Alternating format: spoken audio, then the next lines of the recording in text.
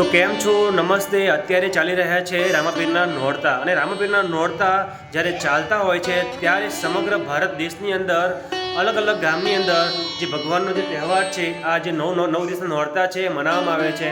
આજે હું તમારા માટે ખોજ કરતો કરતો પહોંચી ગયો છું એક અનોખા ગામની જગ્યાએ. અનોખું ગામ છે અને એક ગામમાં એક અનોખા ભક્ત છે, એમની સાથે મુલાકાત કરીશું, એમની સાથે વાત કરીશું. કારણ કે અહીંયા આગળ લોકોની જ્યારે મેં વાત કરી ત્યારે મને જાણવા મળ્યું કે અહીંયા આગળ જે રામાપીરનો નોરતા છે, જે પાઠ છે, જે સ્થાપના થઈ છે એ ઘણા વર્ષો થાય છે. તો આપણે એમની સાથે વાત કરીશું, મુલાકાત કરીશું અને એમને પણ સ્વાગત કરીશું. તમારું સ્વાગત છે અમારા વિડીયોની અંદર.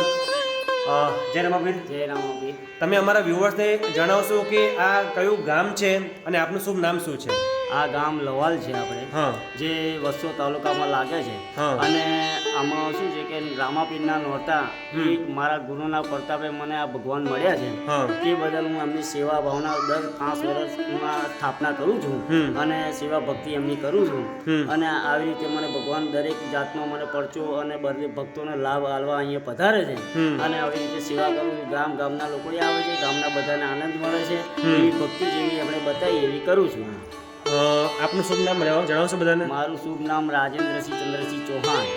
રાજેન્દ્રસિંહ, અમને એ જણાવશો કે આપ શ્રી જે સ્થાપના કરો છો અહીંયા આગળ નોરતાની, તો કેટલા વર્ષ થયા એ વાતને? આ વર્ષને 5 વર્ષ થયા છે. 5 વર્ષ થયા છે.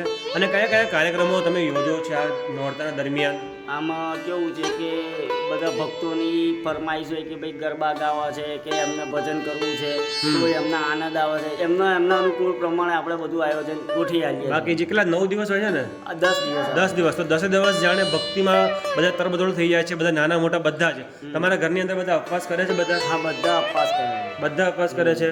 અને જે 10મો દિવસ હોય છે ને, એ દિવસ તમે શું કરો છો? અમે 10મા દિવસે અહીંથી નેજા લઈને અને ગામ શિહોડીએ જઈએ છીએ. ત્યાં આગળ અમારો નેજાનો પ્રોગ્રામ હોય છે, ત્યાં અમારે નેજા ચડી જાય છે. 10મા દિવસે પછી આ આપણો પાઠ સમાપ્ત થઈ જાય છે.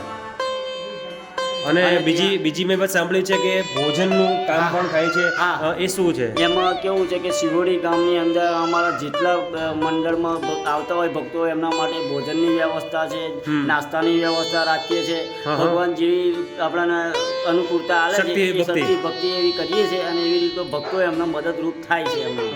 અમને જણાવશો કે આશરે કેટલા લોકો આવે છે? આશરે તો આમ તો 500-600 ની તો ગણતરી મારીએ તો એ ઠીક, એમ તો પણ એટલા તો થઈ જ જાય.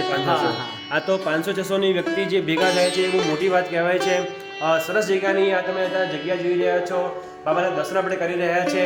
અને હું તમને સ્પેશિયલી વાત કરવા જઈ રહ્યો છું, જે આપ જે ભક્ત જોઈ રહ્યા છો એમનું જે સ્વરૂપ છે, એમનો જે ચહેરો છે, સ્વયં રામદેવજી જેવો દેખાઈ રહ્યો છે કળિયુગની અંદર. પણ આવી તમે દાઢી કેટલા વર્ષથી રાખી છે તમે? આ દાઢી તો લગભગ મારે 2-2.5-3 વર્ષ ઉપરની છે આમ તો.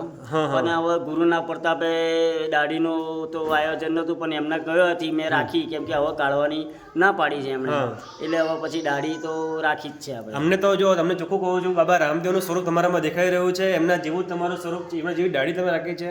સરસ તમારી આજે જગ્યા પર મુલાકાત કરી છે. મિત્રો, આ હતો આજનો વિડીયો. તમને આ વિડીયો સારો લાગે તો વધુમાં વધુ શેર કરજો. તેથી લોકો સુધી જે ભક્તિ છે, બાબાની ભક્તિ છે, ગુજરાતમાં તો છે જ, દેશમાં વિદેશમાં પણ પહોંચી જાય એવી આપણે આશા રાખીએ છીએ. તો વિડીયો વધુમાં વધુ શેર કરજો. જય બાબા રામદેવ. રામશા પીર કી જય.